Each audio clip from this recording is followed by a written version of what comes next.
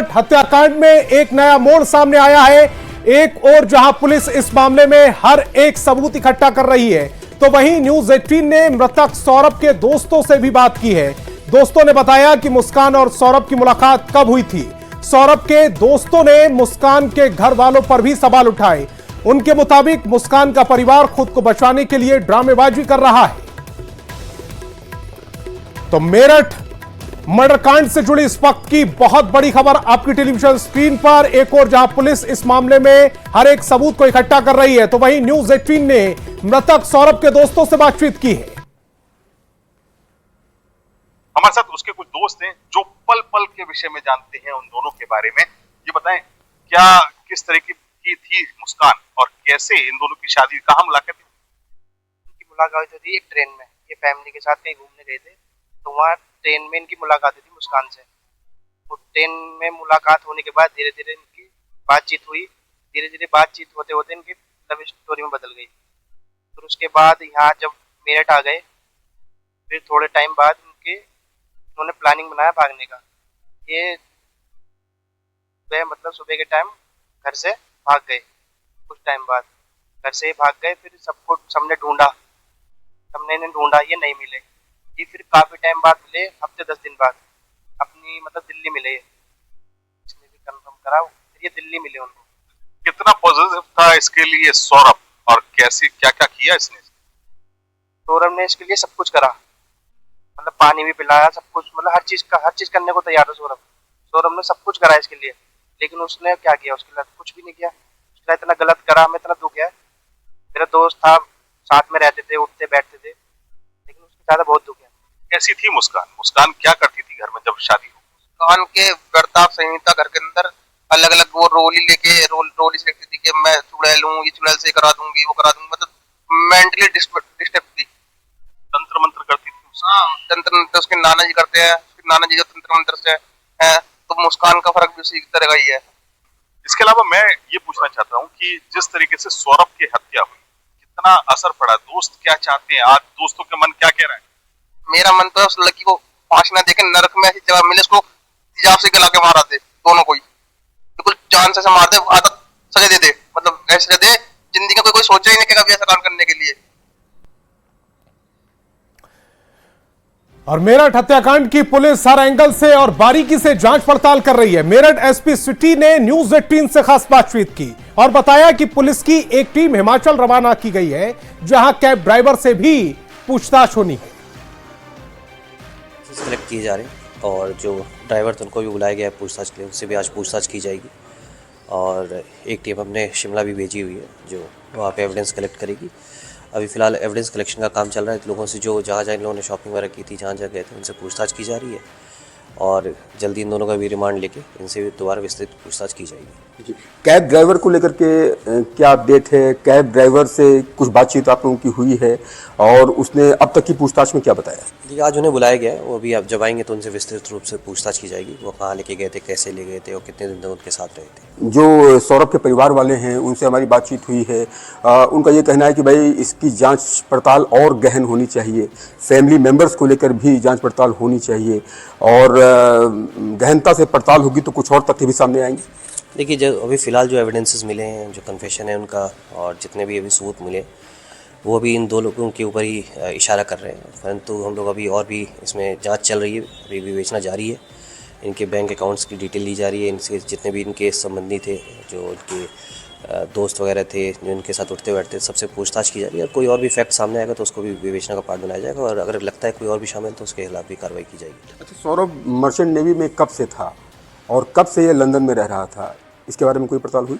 देखिए, इसके बारे में भी जानकारी की जा रही है। इनसे भी डॉक्यूमेंट्स वगैरह मंगवाए हैं हम लोगों ने। पासपोर्ट वगैरह की जानकारी की जा रही है कि कब गए, कहाँ गए। पासपोर्ट की जानकारी जब हो जाएगी उसके बाद ही इसमें ये पता चलेगा कहाँ कितने समय तक रहे थे और कब वापस आए। सारी जानकारी उसके बाद ही पता चलेगी। जैसे मैं तो CCTV फुटेज हो गए, जहाँ से इन्होंने सामान खरीदा उनके स्टेटमेंट्स हो गए, ड्रम हो गया, आपका जो सीमेंट वगैरह जो भी खरीदा इन्होंने, जो आपका ये ड्राइवर है उसके स्टेटमेंट हो गए, परिजनों के स्टेटमेंट्स हो गए, बैंक स्टेटमेंट, पासपोर्ट, काफ़ी चीज़ें जो सबको शामिल किया जाएगा। मेरठ मर्डर केस में कैब ड्राइवर से पूछताछ में कई खुलासे हुए। कैब ड्राइवर ने बताया कि साहिल शराब का शौकीन था। मुस्कान ने ड्राइवर के साथ बैठकर शराब पी थी। दोनों साहिल मुस्कान शिमला मनाली और रोहतांग गए थे और ड्राइवर को 54,000 का पेमेंट किया था। हाँ, मैं उनको लेके गया था, पर मेरे को मालूम नहीं था कि इन्होंने कुछ कांड करा है या नहीं करा। मेरे पास बुकिंग आई थी सवेरे 4 तारीख में 10 साढ़े 10 बजे 10 के आसपास में। फिर शाम के टाइम फ़ोन आया कोई 4-5 बजे नुवेद जाएंगे, 5-6 बजे ऐसे निकलेंगे तो पहुंच जाना दिल्ली चुंगी पहुंच कर फ़ोन कर लेना, मैं नंबर भेजूंगा और घर की उनकी लोकेशन भेज दूंगा, उनके घर चले जाना, फ़ोन कर लेना। मगर ठीक है, उनको बैठा लेना। मैं पहुंचा वहाँ, पहुंच तो गया था मैं वहाँ 6:30 बजे। वे चले गाड़ी में 7-7:15। हाँ जी, शाम के टाइम। दुकान थी वहाँ मेरठ वाले हलवाई की दुकान के नाम से डेयरी, काशी डेयरी लिख रहा था। हाँ, उनको मैंने वहां से बैठाया दिल्ली चुंगी से। नागपुर हिंसा से जुड़ी बड़ी खबर सामने आ रही है। पुलिस ने इस मामले में हिंसा की साजिश रचने के आरोप में 2 और लोगों को गिरफ्तार किया है। पुलिस ने मॉनिटरिंग डेमोक्रेटिक पार्टी के कार्यकारी अध्यक्ष हामिद इंजीनियर और यूट्यूब मोहम्मद शहजाद खान को गिरफ्तार किया है। इस मामले में अब तक 13 FIR दर्ज हो चुकी है और 100 से ज्यादा आरोपियों को गिरफ्तार किया जा चुका है। आपको बता दें कि नागपुर में औरंगजेब को लेकर 2 गुटों में विवाद हुआ था, जिसके बाद नागपुर में हिंसा भड़क गई, जिसमें आगजनी और पथराव हुआ। साथ ही उपद्रवियों ने पुलिस पर भी हमला कर दिया था, जिसमें कई पुलिस वाले घायल हो गए थे, जिसके बाद से पुलिस मामले में लगातार कार्रवाई कर रही है।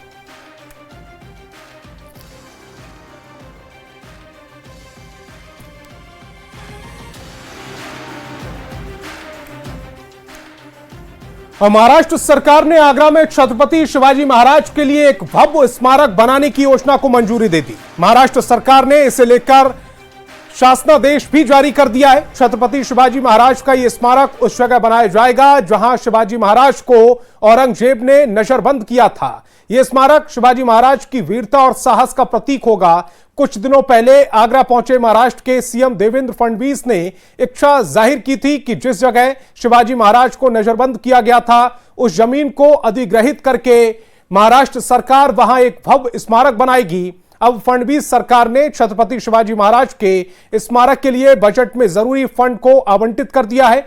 आगरा में कुछ दिनों पहले पहुंचे देवेंद्र फडणवीस ने कहा था, ताजमहल से ज्यादा लोग छत्रपति शिवाजी महाराज का यह स्मारक देखने आएंगे।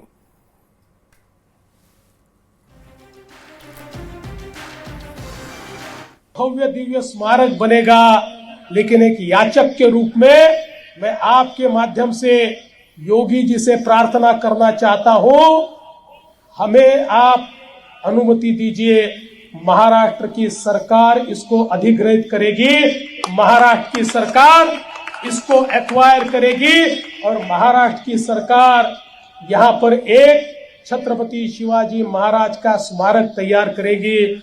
और मां कसम मैं बताना चाहता हूं, एक बार ये स्मारक बन गया तो आपके ताजमहल से ज्यादा लोग ये स्मारक देखने के लिए नहीं आए तो मेरा नाम बदल देना, मेरा नाम देवेंद्र फडणवीस नहीं बताऊंगा।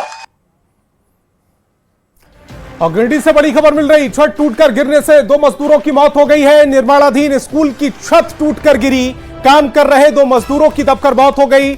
बेंगाबाद प्रखंड के दुधी टांड का यह पूरा मामला, एक मजदूर गंभीर रूप से घायल है। पुलिस की टीम बचाव कार्य में जुट गई है। वहीं घटना के बाद स्थानीय लोगों की भीड़ इकट्ठा हो गई है। घायल व्यक्ति को इलाज के लिए अस्पताल ले जाया जा रहा है। तस्वीरें समय आपकी टेलीविजन स्क्रीन पर।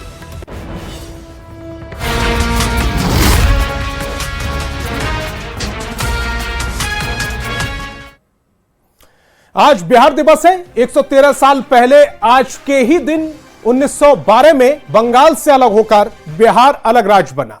बिहार दिवस के मौके पर बिहार में 3 दिन तक उत्सव का माहौल रहेगा। पटना के ऐतिहासिक गांधी मैदान में मुख्य कार्यक्रम आयोजित किया गया है, जिसका उद्घाटन सीएम नीतीश कुमार ने किया। कार्यक्रम में देश विदेश के कलाकार अपनी प्रस्तुति दे रहे हैं। इस बार बिहार दिवस की थीम उन्नत बिहार विकसित बिहार है। ये गुब्बारा हवा में छोड़ी जाएगी और बिहार दिवस 2025 का उद्घाटन माननीय मुख्यमंत्री एवं तमाम माननीय और बिहार दिवस के कार्यक्रम में अलग अलग बिहार के विकास को लेकर मुख्यमंत्री नीतीश कुमार लगातार विकास योजनाओं की समीक्षा की। मुख्यमंत्री ने पटना में आज कई विकास योजनाओं का जायजा लिया है। सीएम ने निर्माणाधीन विधायक बंगले का जायजा लिया और अधिकारियों को काम को लेकर कई दिशा निर्देश दिए। इसके साथ ही सीएम ने सिपारा महुली एलिवेटेड रोड का जायजा लिया और अधिकारियों को जल्द काम पूरा करने के निर्देश दिए गए। नेता प्रतिपक्ष तेजस्वी यादव ने सीएम नीतीश कुमार पर निशाना साधा। कहा कि मुख्यमंत्री को राष्ट्रगान के अपमान के मुद्दे पर माफी मांगनी चाहिए। तेजस्वी यादव पूर्णिया में युवा आरजेडी के कार्यक्रम का उद्घाटन करने पहुंचे थे। यहां उन्होंने सीएम नीतीश पर अपनी बात रखी। अफसोस है, हम बिहार के लोगों का शर्म से माथा झुका हुआ है। मुख्यमंत्री केवल मुख्यमंत्री नहीं बल्कि वो राज्य के लीडर है। 14 करोड़ लोगों का रिप्रेजेंटेशन वो करते हैं और जिस प्रकार से कल का जो वीडियो आया, राष्ट्रगान का अपमान उन्होंने जिस प्रकार से किया, बेहद ही निंदनीय, दुखद है, पीड़ादायक है बिहारी होने के नाते। और तेजस्वी यादव ने कहा कि मुख्यमंत्री की उम्र काफी हो गई है, वह 20 साल तक मुख्यमंत्री रहे। इस दौरान उन्होंने जो काम किया सब ठीक है, लेकिन अब उनकी उम्र और सेहत दोनों इस लायक नहीं है कि वे बिहार के 114 करोड़ लोगों का प्रतिनिधित्व कर सके। तेजस्वी के इस बयान पर राजनीति तेज हो गई है। तेजस्वी भी इस बात को मान रहे हैं कि पिछले 20 साल में नीतीश कुमार जी ने बिहार को जंगल राज से बाहर निकाल करके एक विकसित राज्य बनाया है। और जहां तक रही बात उम्र की, तो अभी 2 महीने तक बिहार के हर जिले की यात्रा करके आए हैं नीतीश कुमार। प्रगति यात्रा के दौरान 40,000 से ज्यादा करोड़ की योजनाओं की घोषणा की गई और सबको मूर्त रूप दिया गया। आदरणीय मुख्यमंत्री श्री नीतीश कुमार जी 20 वर्षों से बिहार जैसे प्रदेश के नेतृत्वकर्ता बने हुए हैं। सरकार में उन्होंने क्या किया क्या नहीं किया, ये तो सवाल खड़े रोज हो रहे हैं, लेकिन श्री तेजस्वी यादव जी ने जो सवाल खड़े किए हैं, अब उनका जो बढ़ती उम्र है और जो सेहत है वो जवाब दे रहा। देर से ही सही, लेकिन सत्य तो आपने स्वीकार लिया भाई तेजस्वी जी। आप ये कह रहे हैं कि नीतीश कुमार जी ने बिहार में विकास किया है, नीतीश कुमार जी ने बिहार की तस्वीर बदली है। 4 डिग्री ठंड हो या 44 डिग्री गर्मी हो, आदरणीय नीतीश कुमार जी जनता के बीच रहते हैं। तेजस्वी यादव जी से मैं सहमत हूँ, बिल्कुल ठीक कह रहे हैं। हमारे गांव में भी तो यही होता है ना जी, कि आप जब बुजुर्ग हो जाते हैं तो गांव के ढलान पे बैठ जाते हैं और वहां से आशीर्वाद और मार्गदर्शन गाइड करते रहते हैं। और मैं तो ये नहीं कह सकता हूँ कि माननीय मुख्यमंत्री जी मानसिक रूप से बीमार हैं। ऐसा देखा जाए तो जनता ने 2020 में इनको रिटायर कर दिया था। और पटना से बड़ी खबर मिल रही, निजी अस्पताल में बवाल। 10 महीने के बच्चे की मौत पर बवाल हुआ है। अस्पताल में जमकर तोड़फोड़ की गई। मौत के बाद पैसे ऐंठने का आरोप लगा है। पुलिस ने मामले को शांत कराया। एग्जीबिशन रोड के अस्पताल की यह पूरी घटना है। बच्चे की मौत पर परिजनों ने का बड़ा दावा, 3 दिन पहले ही बच्चे की मौत हो गई थी, लेकिन शव को पैसे ऐंठने के एवज में लगातार इलाज करते रहे। पटना से बड़ी खबर आप तक पहुंचा रहे। निजी अस्पताल में बवाल से जुड़ी तस्वीरें समाप्त की टेलीविजन स्क्रीन पर। बच्चा को कुछ नहीं हुआ था, बस अचानक सांस का समस्या हुआ था। यहीं इसी हॉस्पिटल में, मिम्स हॉस्पिटल में। बुधवार को। बस यहाँ यही हुआ कि मेरा बच्चा जब हम लाए उसके 2-4 घंटे बाद ही मर चुका था और ये लोग 3 दिन तक इलाज किए हैं। हाँ, पैसा लिए हैं, पर हमको पैसा नहीं चाहिए। ये जनता के जागरूकता के लिए सिर्फ ये बात किया जा रहा है, ताकि हमारे जैसे कोई माँ जो है इस तरह इन लोगों के फ्रॉड में ना आवे।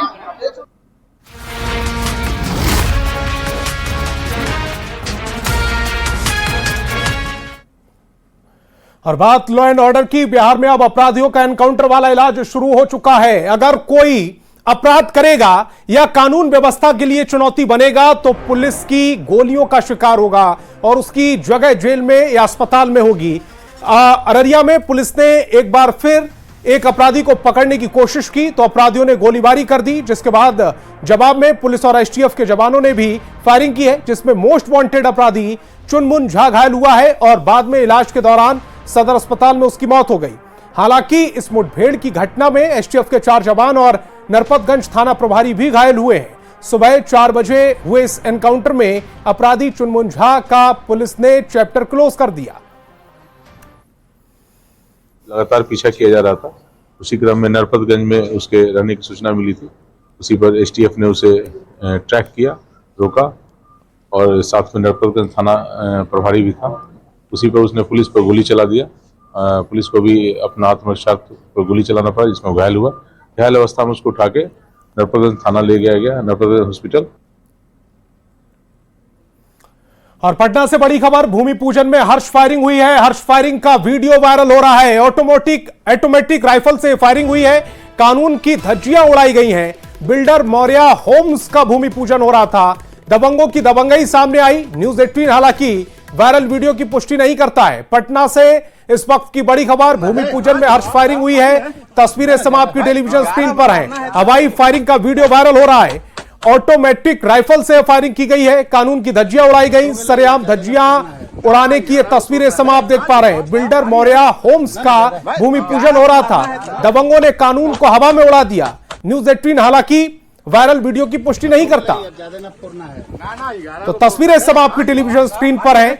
इन तस्वीरों में आप देख पा रहे होंगे मौर्या होम्स करके एक बोर्ड लगा हुआ है और उसका भूमि पूजन हो रहा है। ऑटोमेटिक राइफल से हर्ष फायरिंग की तस्वीरें भी इस समय आपकी टेलीविजन स्क्रीन पर है। नकाबपोश व्यक्ति जो गुलाबी कलर के गमछे से अपना चेहरा छुपाए हुए है, पहले राइफल से फायर करता है और उसके बाद फिर पिस्टल भी निकालकर फायर करता है। और चाईबासा से बड़ी खबर मिल रही है। सारंडा जंगल में आईडी विस्फोट हुआ है। नक्सलियों ने प्लांट किया था। सीआरपीएफ के 2 जवान हालांकि इस पूरे विस्फोट में घायल हुए। सीआरपीएफ 193 बटालियन के दोनों जवान थे। छोटा नागरा थाना क्षेत्र के मरांग पोंगा क्षेत्र की यह पूरी घटना है। सीआरपीएफ 193 बटालियन के दोनों जवान थे। दोनों ही जवानों को रांची के राज हॉस्पिटल में भर्ती कराया गया है। इमरजेंसी में दोनों का इलाज चल रहा है। सब इंस्पेक्टर सुनील कुमार मंडल और जवान पार्थ प्रतिम डे जख्मी हुए हैं। ये उनके नाम है। 2 तस्वीरें समाप्त की टेलीविजन स्क्रीन पर।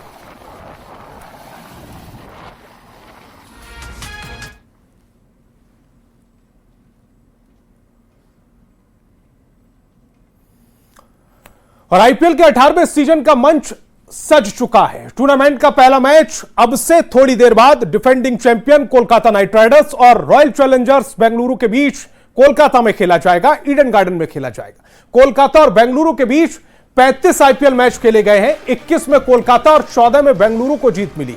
दोनों टीमें ईडन गार्डन में 12 बार भिड़ चुकी हैं। 8 बार केकेआर और महज 4 बार आरसीबी को जीत मिली है। यह पूरा लेखा जोखा दोनों टीमों के बीच अब तक के मुकाबलों का।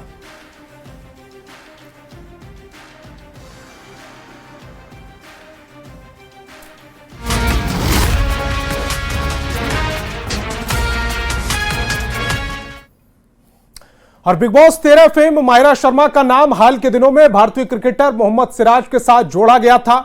महीनों से ये अफवाहें चल रही थी, लेकिन अब एक्ट्रेस ने आखिरकार इस अटकलबाजी पर विराम लगाते हुए अपनी बात रखी। उन्होंने इन दावों को खारिज करते हुए साफ कर दिया है कि इनमें कोई सच्चाई नहीं है। माहिरा ने अपने इंस्टाग्राम अकाउंट पर सभी से अफवाहें फैलाने से रोकने का अनुरोध किया। उन्होंने इंस्टाग्राम अकाउंट पर लिखा, अफवाहें फैलाना बंद करें, मैं किसी को डेट नहीं कर रही हूं। अफवाहों पर सिराज ने भी इंस्टाग्राम पर लिखा है कि मैं पपाराजी से अनुरोध करता हूं कि वे मेरे आसपास सवाल पूछना बंद करें। यह पूरी तरह से झूठ और निराधार है। मुझे उम्मीद है कि यह खत्म हो जाएगा। साथ ही उन्होंने हाथ जोड़ने वाली इमोजी भी शेयर की है। हालांकि कुछ ही मिनटों बाद इस पोस्ट को डिलीट भी कर दिया गया। तो इस बुलेटिन में फिलहाल इतना ही। आप देखते रहिए न्यूज 18 बिहार झारखंड।